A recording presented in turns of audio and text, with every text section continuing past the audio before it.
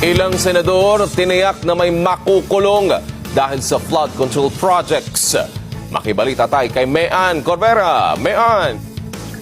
May makukulong sa mga anomalya sa flood control projects. Yan ang tiniyak ng ilang senador sa gitna ng ipinatutupad na lifestyle check sa mga government officials na iniugnay sa mga kinukusyong flood control projects sa bansa. Ayon kay Senator Sherwin Gatchalian, maghahain siya ng panukalang batas na magbabawal sa sinumang politician na mangontrata sa mga proyekto ng gobyerno.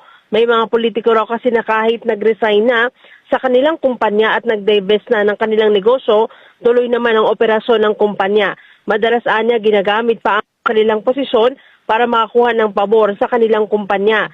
Pero ayon kay Senator Juan Miguel Zubiri, sa ilalim ng Republic Act 31-9 o ang Anti-Graft and Corrupt Practices Law, mahigpit na ipinagbabawal sa mga government officials ang paggamit ng posisyon para sa kanilang advantage. Kaya nakapagtatakaan niya bakit may mga mambabatas na umano'y kontratista na nakakuha ng proyekto lalo na sa DPWH.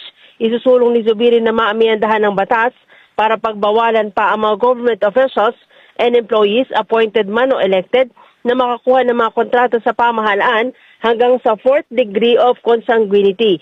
Hinamon din ni Zubiri ang Marcos administration na kasuhan at papanagutin ang mapapatunayang sangkot sa anomalya